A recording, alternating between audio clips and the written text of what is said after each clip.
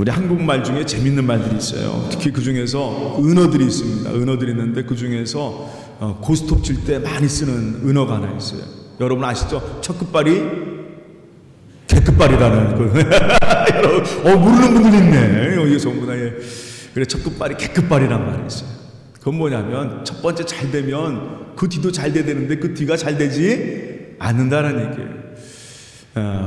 오늘 얘기는 바로 여러분과 이 얘기를 좀 나누고자 합니다. 다시 따라합니다. 뒷이야기가 좋아야 합니다.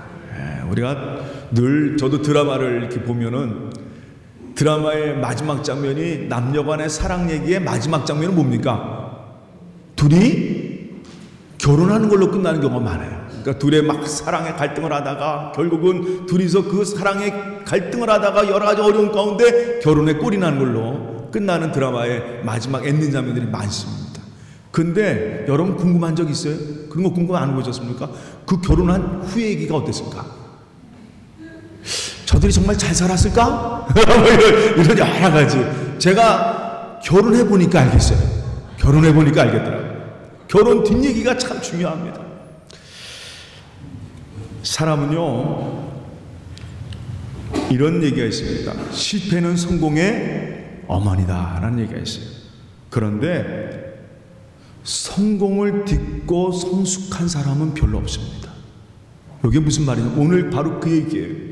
실패는 사람을 더욱더 성숙하게 하는데 성공은 사람을 성숙케 하는 경우를 못 봤습니다. 이게 무슨 말인지 아시겠죠? 사람은 누구나 다 성공을 원하고 잘 살기 원하고 내가 바라는 것 되길 원합니다. 그래서 우리들이 전부 다 성공을 위해서 살아가는 것이 우리 인간의 모습이에요. 근데 문제는 그 성공을 위해 살지만 그 성공을 이룬 다음에 그 뒷이야기, 즉 말해서 다음에 오는 그 삶에 대해서 생각하는 경우는 별로 없다라는 겁니다. 성공하면 어떻게 살 거야? 하는 그 문제에 대한 진지한 생각이 없어요. 그래서 어떤 분은 이런 얘기를 했습니다. 고난을 견디는 사람은 많습니다. 내게 오는 고통과 고난을 견디는 사람은 많아요. 그런데 풍요를 견디는 사람은 없다라고 합니다. 참 좋은 말이에요. 오늘 성경에 등장하는, 오늘 여러분과 함께하는 기드온 얘기를 여러분과 같이 함께 하면서 지난번에 제가 2주 전에 그런 말씀 드렸죠. 다 혹시 기억하시는 분 있어요? 그 설교 제목을 기억하시는 분 있어요? 다 좋았는데 하고 끝났습니다. 다 좋았는데 그 얘기는 뭐예요? 뭔가 이 나라 말로 한 가지가 발달해요. 뭔가 문제가 있는 거예요 지금. 기드온이 300용사와 함께 13만 5천 명의 미디안 군사를 이겼습니다. 그것도 소리 지르면서. 근데 제가 그날 말씀드렸죠. 여호와를 위하여 여호와의 칼이라 라고 하면 되는데 거기에 기드온이 하나를 집어넣었어요. 여호와를 위하여, 그리고 또 뭘 집어넣습니까? 기드온을 위하여 라고 하는 그 이야기를 집어넣고 맙니다. 하나님의 전쟁이고 그 기드온, 여러분 알잖아요. 우리 기드온 어떤 사람이에요? 쫄짱부예요. 의심 많았던 사람입니다. 하나님이 매번 그 기드온에게 보여주셨어요. 야, 걱정하지 마. 내가 너와 함께. 너 큰 용사야. 큰 용사야. 내가 너와 함께. 걱정하지 마. 너는 그냥 미디안 내가 하는 대로 하면 돼. 하나님께서 그렇게 이 기드온을 인도해 주셔서 기드온이 예, 그러면 제가 그렇게 하겠습니다. 따라갔던 사람. 사실 미디안 사람 무서워가지고 포도즙틀에서 밀타작하던 사람입니다.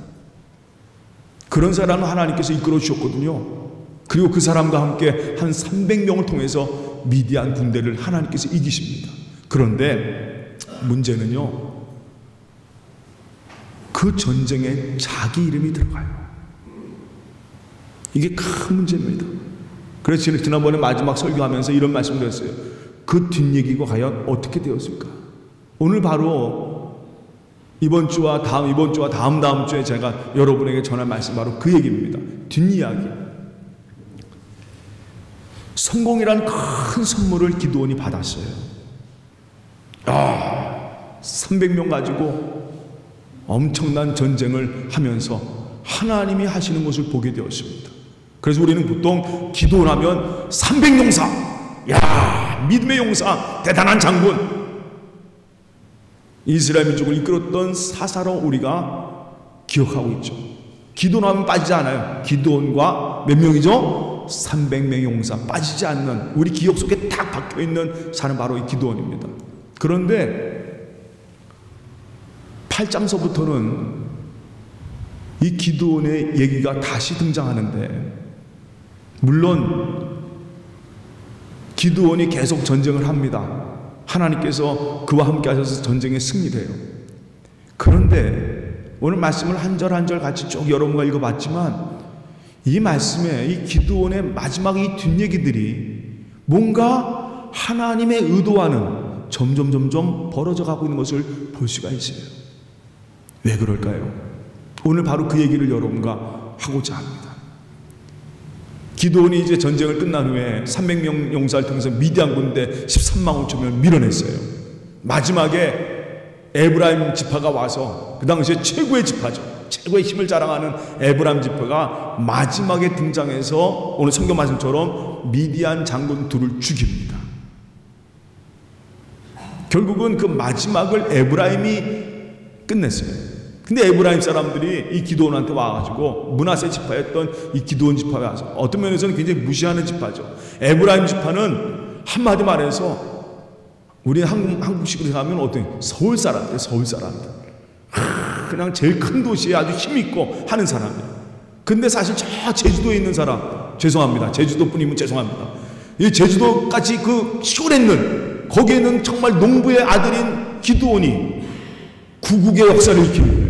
300명 가지고 이겼다니까, 이게 기분이, 이 사실 에브라임 지파가 기분이, 이거는 기분이 안 좋은 거예요. 저런 므낫세 지파의 저런 농부의 아들이 나라를 구했으니까 기분이, 그래, 쟤네들 수고했다 그랬는데 사람 마음이 그런 건 아닌 것 같아요. 그러니까 에브라임이 와가지고 이 므낫세 지파였던 이 기드온한테 와서 따집니다. 야, 너는 진작부터 우리를 불러서 같이 전쟁을 하지, 너 혼자 다 했다가 마지막에 우리를 부르면 어떡하냐 말이에요. 그러니까 기드온이 아닙니다. 마지막 장군을 두 사람을 죽인 거는 당신들 아닙니까? 당신들의 공입니다. 당신들이 마지막을 장식해서 우리가 이렇게 위대한 승리를 하게 되었습니다. 그러면서 아주 겸손한 마음으로. 근데 사실은 우리 구절을 잘 보면 겸손한 건 아닌 것 같아요. 우리 한번 같이 말씀 한번 보세요. 우리 8장 2절 말씀 한번 보세요. 사사기 8장 2절 말씀 다 증거하였습니다. 기드온이 그들에게 이르되 내가 이제 행한 일이 너희가 한 것에 비교되겠느냐? 에브라임의 끝물 포도가 아비에셀의 만물 포도보다 낫지 아니하냐? 라는 말로 이 에브라임을 위로하고, 에브라임 너희가 있어서 승리한 거야 라고 얘기하지만, 이 말에 그런 말이 있죠. 언중 유골이란 말이 있습니다. 여기 보니까 에브라임의 끝물 포도가 아비에셀의 만물 포도보다 낫지 않냐. 여기에는요, 이 기드온이 사실 은근히 비꼰 말이에요. 에브라임의 포도는 무슨 포도물이에요? 끝물 포도예요. 끝물 포도는 뭡니까? 마지막 포도예요. 지는 포도입니다. 그러니까 여기서는 자기들, 이 므낫세 아비에셀 자기의 지파 포도는 무슨 포도예요? 만물 포도라고 했어요. 그러니까 우리는 사실은 사람들이 제일 좋아하는 게 뭡니까? 제일 처음 나온 거 만물포도. 우리도 밥 먹을 때 제일 좋아하는 쌀이 무슨 쌀이에요? 햇살 좋아하잖아요. 묵은 쌀은 별로 안 좋아하죠. 그러니까 여기에서 보면은 은근히 에브라임을 높이는 것 같지만 그 말 자체는 에브라임이 한 게 별로 없다라는 얘기를 슬쩍 넣어놓은 거예요.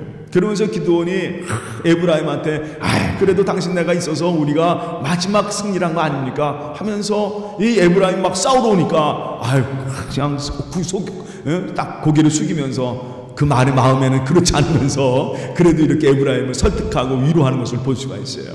거기까지 좋았어요. 거기까지 괜찮았습니다. 동족끼리 서로 싸우지 않냐고 그래도 기드온이 섬기는 마음으로 이 에브라임을 올려준 것은 참 잘한 것입니다. 근데 그 뒷얘기, 그 다음에 기드온에게 오늘 성경 말씀 보면은 이 8장에는 제가 한번 몇 번이나 읽어봤어요. 아마 미디안 군대 300용사로 싸웠던 7장의 전쟁과 8장에는 어딘가 공백이 좀 있어요.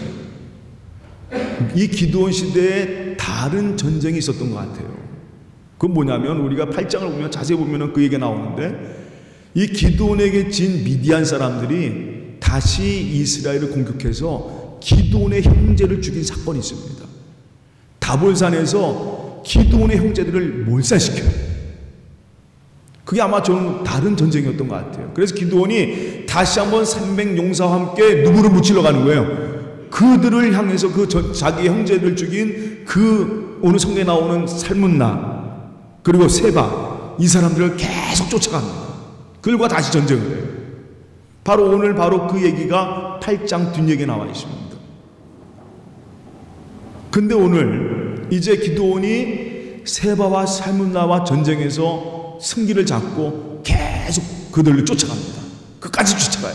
어떻게든 저 세바와 살문나를 잡으려고 미디안의 왕이라기보다는 추장이죠. 이 추장을 잡으려고 계속 쫓아갑니다. 그런 중이었어요. 오늘 성경에는요 뭐라고 쓰고 있냐면 그들이 계속 그들과 전쟁을 하다 보니까 상당히 피곤했습니다. 그런데도 불구하고 그 피곤함에도 불구하고 계속 미디안 군대를 추격하는 거예요. 그런 중이었습니다. 미디안 족속과 항상 국경을 같이 하고 있는 숫곳이라는 데를 지나가게 되었어요. 이 숫곳이라는 것은 뭐냐면 이스라엘 지파 중에 갓 지파에 소속되어 있는 같은 민족이에요. 그러니까 이 기드온과 이 숫곳 사람들은 같은 이스라엘 사람입니다. 그럼 거긴 갓 지파였어요. 근데 그들은 항상 미디안과 늘 국경을 접해 있던 그런 족속, 그런 도시입니다. 그런 마을이었어요. 그 마을을 이제 추격하면서 쭉 지나가다가 이 기드온이 숫곳에 있는 사람들에게 얘기를 합니다. 여러분, 내가 이 시간 저 미디안의 세바와 살문나를 잡으러 가는데 우리가 너무 피곤하니 우리에게 좀 떡 한 덩이를 좀 달라. 줬으면 되는데 안 줘요. 근데 그 입장도 이해가 가는 게 뭐냐면 여러분 지금 이 미디안과 함께 늘 이 국경에 있던 이 숫곳은요 항상 미디안 군사가 늘 쳐들어오는 지역입니다. 그러니까 항상 이 국경 지역은 아슬아슬해요. 그리고 미디안 군대가 너무나도 셌기 때문에 항상 이 숫곳 이 지역은 오늘 앞에 또 분우엘이라는 지역도 나오는데 이 두 마을은 항상 미디안 사람들의 공격에 늘 시달리던 동네입니다. 그러다 보니까 이 사람들은요 항상 겁이 있어요. 두려움이 있습니다. 근데 우리 혹시 기드온을 도와줬다가는 나중에 어떻게 될 것 같아요? 다 미디안한테 보복당하면 어떻게 될 것 같아요? 그게 너무나도 안타까운 거예요. 그 마음도 사실 이해가 돼요. 그러니까 야 내가 당신들한테 우리가 당신들한테 떡을 줬다가는 그래 우리 성경에도 써 있잖아요. 당신이 정말 그 미디안의 주장 세바와 살문나를 잡았습니까? 아 잡지도 않았으면서 어떻게 우리한테 떡을 달라고 하느냐. 잡았으면 몰라도.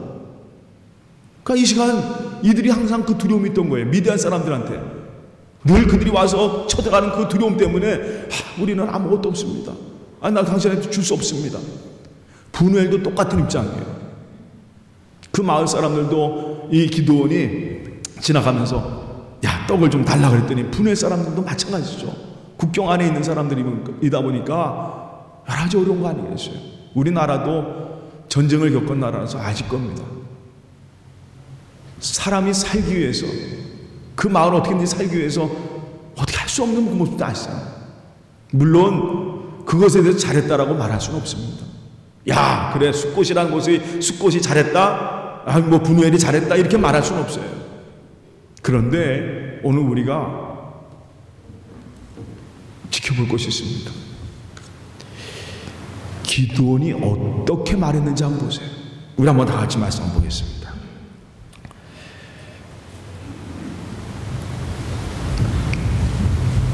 우리 한번 다 같이 함께 7절 말씀 8장 7절 말씀 이 숫곳 사람들에게 어떻게 이야기했는지 한번 보세요.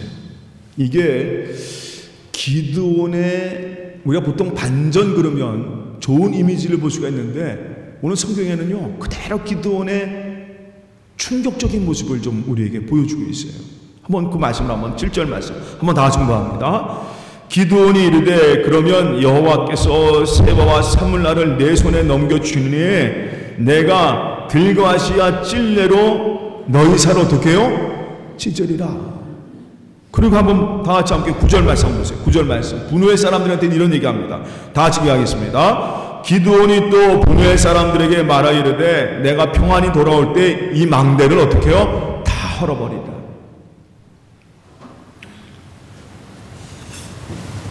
아니 에브라임 사람들한테는, 크고 강한 민족이었던 지파였던 에브라임 사람들한테는, 에브라임 사람이 와가지고 시비를 걸었잖아요. 야 니들 마음대로 전쟁을 해? 야 우리 빼놓고 전쟁을 할 때, 그럴 때는요 이 기드온이 고개를 숙이면서 아닙니다, 형님 지파가 마지막을 장식한 거 아니겠습니까?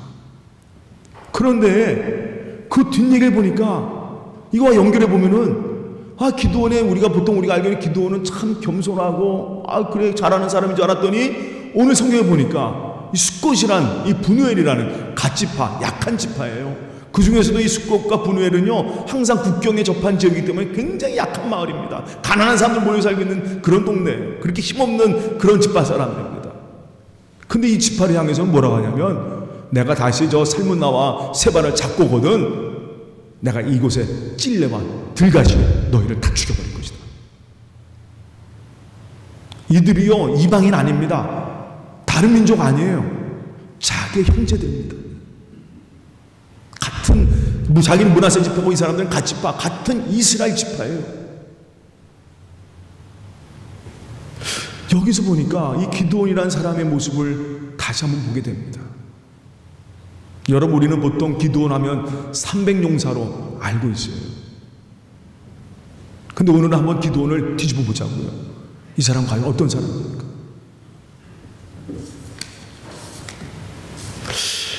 참 여기서 보니까 여러분 우리가 가장 조심해야 할 문제가 바로 여기에 있습니다. 성공 이후 이 기드온이 300용사를 가지고 13만 5천 명을 이긴 그 미디안 군사를 이긴 그 연합군을 이긴 그 다음에 기드온의 모습은요 아주 비굴한 모습이에요. 강한 자인 약하고 약한 자인 강한 모습을 갖고 있는 겁니다. 거기에는 누가 없어졌어요?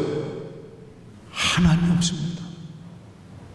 물론 그는요 하나님의 이름을 얘기는 해요. 그런데 문제는 뭐냐면 이 8장에서 그대로 기드온의 모습을 얘기해 주고 있습니다. 어떤 사람입니까? 오늘 장면을 보면 이 사람이 얼마나 잔인한 사람이야. 드디어 세바와 산물나를 잡아옵니다. 거기에 이런 얘기가 써 있습니다. 세바와 산물나에게 이런 얘기, 미디안 추장들 대단한 사람들이에요. 잡혀와서도 그냥 이렇게 이렇게 비는 게 아니에요. 따뜻하게 잡혀옵니다. 그러면서 하는 얘기가 한번 다 같이 한번 보세요. 8절 말씀 보시면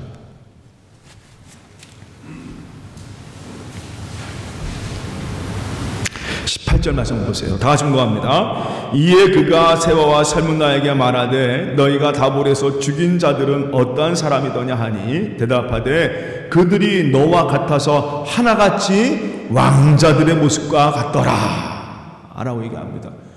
너희들이 다볼에서 죽인 자들이 어떤 사람들이냐 하니까 이 세바와 살문나가 당당하게 야 다 누가 닮았다고? 너 기드온하고 닮은 사람들이, 너 왕자 같은 사람들이다. 우리가 그 사람 싹 죽였어. 아주 당당하게 얘기하는 거예요. 그 한마디 말해서 기드온의 형제들을 다 죽인 겁니다. 그러니까 기드온이 열받았죠. 그 기드온이 뭐라고 하냐면 그들은 내 형제의 내 어머니 아들들이란 말이에요.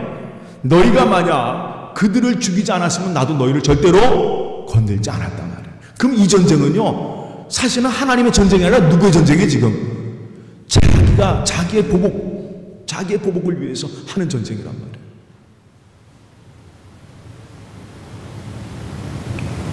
여기에 지금 뭔가 전쟁 이후에, 성공 이후에 지금 이 기드온이 하는 일이 점점 하나님이 원하는 일하고 점점 어떻게 됩니까? 어긋나는 걸 볼 수가 있어요. 심지어 그 세바와 살문나 그 미디안의 주장을 자기의 큰 아들에게 죽이라고 합니다. 근데 아들이 너무 어려요. 막 너무나 무서워서 못 죽입니다. 그리고 자기가 그 손으로 죽여버려요. 근데 세와 살문나가 야, 내가 어떻게 저 어린 아이들한테 죽을 수 있느냐? 네가 나를 죽여라. 그래서 기드온이 그들을 죽입니다. 근데 문제는 이 기드온이 이 둘을 잡아올 때 어떤 일이 벌어졌냐면 자기 지파 사람들을, 숙곡과 분을 있는 사람들을 다 죽입니다. 그 마을 아주 쑥대밭으로 만들고 자기 동족을 다 죽이는 거예요. 왜냐하면 자기 말을 안 들었다는 거죠. 하긴 사람이요 제일 열받을 때가 언제냐면 배고플 때 열받습니다. 그래서 교회에서도 보면 가장 어떨 때 말씀이 나느냐, 식사 때문에 문제가 많이 나요. 누구 빼놓고 식사하고 그러면 그때가 제일 섭섭한 겁니다. 오늘 이 시간 이 기드온도요 피곤해서 추적할 때 배고파가지고 너무 배고파서 떡 한 덩이 달라고 했는데 그걸 안 준 게 그게 그냥 그 마음속에 있는 거예요. 결국은 그것 때문에 원망이 돼서 결국은 숙곡과 분해 있는 사람 다 죽여버렸습니다. 근데 그 사람들이 누구냐? 자기 친족들이에요. 자기 같은 이스라엘 사람들입니다. 하나님이 그렇게 하고 있어요. 그런 말 하나님이 한 적 없습니다. 근데 그 민족, 자기 민족들을 다 죽이는 거예요. 심지어 어떤 일이 있었느냐? 한번 다 같이 21절 말씀 보세요. 21절 말씀. 이게 지금 뭔가 지금 잘못돼 가는 거예요. 21절 말씀 다 증거합니다. 세와와 살문나가 이르되 내가 일어나 우리를 치라. 사람이 어떠하면 그의 힘도 그러하니라 하니 기드온이 일어나 세와와 살문나를 죽이고 그들의 낙타목에 있던 초스달 장식을 떼어 가지니라. 그들의 낙타목에 있던 초슬달 장식을 떼어 가졌다라는 거죠. 요게 왜 성경에서 왜 이 얘기를 적었을까? 초슬달 장식은요 원래 메소포타미아 문명, 지금의 이라크 중심으로 한 문명인데 그 지역이 초승달 지역이에요. 그리고 그 지역은 항상 여러분 잘 아시다시피 옛날 때부터 유명한 게 아라비아 상인들이 유명하잖아요. 아라비아 상인들. 그 아라비아 상인들이 낮에는 다니진 않아요. 낮에는 왜 못 다닙니까? 그 지역이 너무 더워요. 너무 더워서. 그리고 낮에 다니던 도둑들이 많습니다. 그래서 아라비아 사람들은 원래 무역할 때, 낙타를 타고 다닐 때 절대로 낮에 다니지 않아요. 언제 다니는 줄 아십니까? 밤에 다녀요. 밤에 다니다 보니까 자연적으로 뭘 쳐다보게 됩니까? 달을 보게 돼요. 그래서 그들이 항상 뭘 숭배했냐면 달을 숭배했어요. 그래서 이 초슬당 장식은 뭐냐? 달신을 숭배하는 그들의 우상이에요. 근데 장식입니다. 근데 그걸 누가 가진 거예요 지금? 기드온이 그것을 떼어 가졌다. 야 이거 뭔가 여러분, 야 이거 어긋나도 무지하게 어긋났구나 지금 말이에요. 근데 여러분 우리 신앙생활도 마찬가지입니다. 항상 우리가 조심해야 돼요. 그래 바울도 그런 얘기 했습니다. 고린도서에 손줄로 생각할 때 조심하라 라는 말이 있습니다. 그래서 항상 교회가 언제 때 문제가 되냐면 부흥에 뜨겁게 한 다음에 그 다음에 교회가 깨지는 경우도 많이 봅니다. 은혜 받으면 잘해야 되는데 은혜 받으면 교만해져요. 은혜 받으면 자기가 최고인 줄 압니다. 은혜 받으면 하나님을 위해 해야 되는데 하나님이 아니라 내 이름이 나오기 시작해요. 이게 얼마나 큰 문제입니까? 아쉬워요. 주님의 이름으로 서야 되는데, 기드온이 주님의 이름으로 서야 되는데, 다음번에도 말씀드리지만 8장에는 그 뒷얘기가 또 나와 있습니다. 결국은 사단이 벌어지고 맙니다. 사단이 벌어지고 말아요. 왜 기드온이 그렇게 했을까? 다시 따라합니다. 신앙은 자기를 아는 것이다. 기드온이 알아야죠. 자기가 어떤 중에 하나님께 부르심 받았는지 그걸 알아야죠.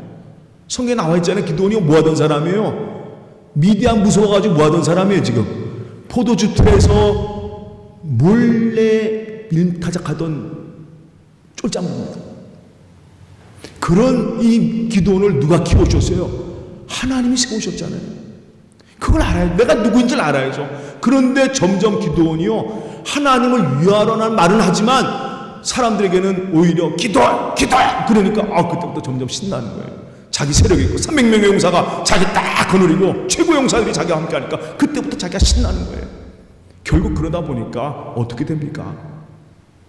점점 하나님과는 멀어져 가기 시작합니다. 이게 바로 기도원의 모습이에요.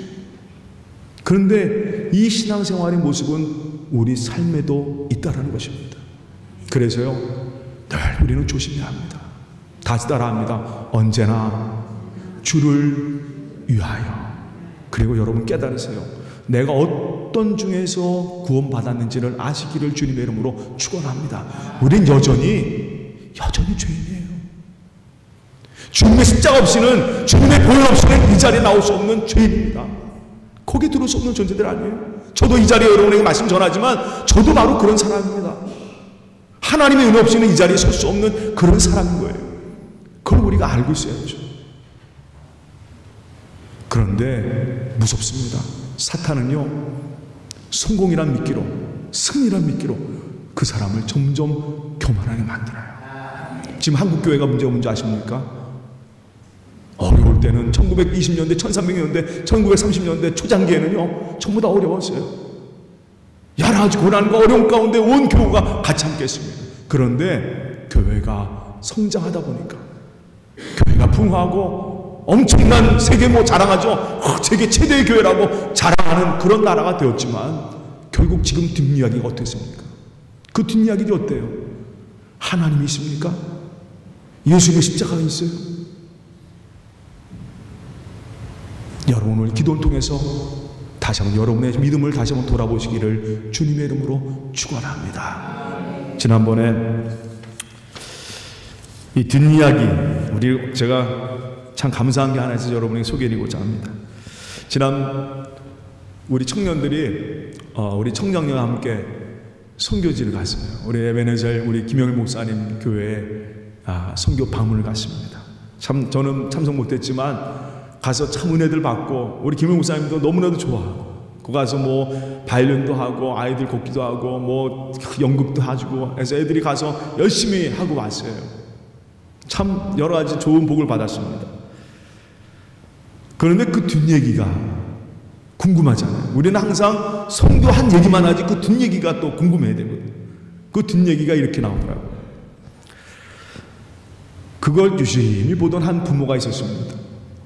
그 부모가 다음 주일날 찾아오더래요. 제가 이 교회에 제일 먼저 교인이 되겠습니다. 그날 은혜 받은 거예요. 와서 저 한국 사람들 청년이 와서 한 것을 보고 굉장히 은혜 받은 거예요. 그리고 자기 아들이, 자기 자녀가 거기 나와 있는데 자기는 교회에 한 번도 나온 사람이 아니에요. 근데 김 목사님께 제가 이 교회 첫 번째 교우가 되겠습니다 라고 했는데, 그 다음 주에 지난주에 우리 장은가 목사님 교회에서 에스페란사 교회에서 25주년 큰 예배를 드렸어요. 그래서 그 교회에서 세운, 우리 장은가 목사님 교회가 세운 교회거든요. 에베네셀 교회가 거기 있는 권사님 가셔서 세운 교회니까 그 교회에 이제 초청을 한 거예요. 그 어린이들을 초청했는데, 그 어린이들이 이제 거기서 여기까지 오려면 거의 1시간 이상, 2시간 정도로 버스 타고 와야지만 여기 도착할 수 있는 거예요. 그러니까 김 목사님이 그 초청을 받고 나서 거기 있는 그 에베네셀 어린이들을 이쪽으로 데리고 와야 되는데 기도 제목이 되는 거야. 차는 자기 승용차 한 대밖에 없는데 그 어린이들 한 수십 명 되는 아이들을 다 데리고 와야 되는데 어떡할까 했더니 그분이, 그 첫 번째로 은혜 받았던 그분이 자원해서 내 집에 마스터 큰 승합차가 있는데 내가 다 싣고 오겠다고, 내가 다 싣고 오겠다가 그 사람이 그래 다 싣고 지난주 가가지고 아름다운 찬양을 했다는 거예요. 내가 그 얘기를 들으면서 역시 뒷이야기가 좋아야 된다. 그 이유는 뭐냐? 우리는 없어져야 됩니다. 은평교회는 없어져야 돼요. 그 자리에 누가 서야 됩니까? 예수님이 서셔야 돼요. 우리 하나님이 예수 그리스도의 그 이름, 예수님의 그 사랑, 그것만 전하고 오는 거예요. 우리 자랑할 건 아무것도 없습니다. 주님만 자랑하고. 오늘 저는 이 기도 얘기를 보면서 여러분 다시 따라합니다. 뒷얘기가 좋으시다. 바로 여러분, 은평의 모든 여러분이 그런 삶이 되시기를 주님의 이름으로 축원합니다. 그래서 항상 그래, 내가 어느 자리에 서 있는가를 늘 보고 살아가는 여러분 되시기를 주님의 이름으로 축원합니다. 다 같이 기도하겠습니다.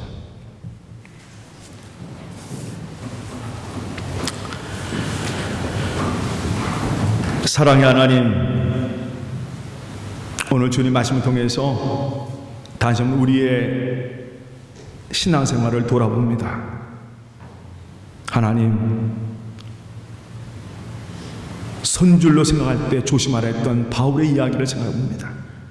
하나님, 끝까지 한결같은 그 믿음으로 살아가게 하여 주시옵소서. 내가 어떤 중에서 구원받았는지를 깨닫게 하여 주시옵소서. 난 자랑할 것 아무것도 없습니다. 주님 앞에 과연 우리가 자랑할 게 무엇이겠습니까? 오직 주님의 십자가밖에 없습니다.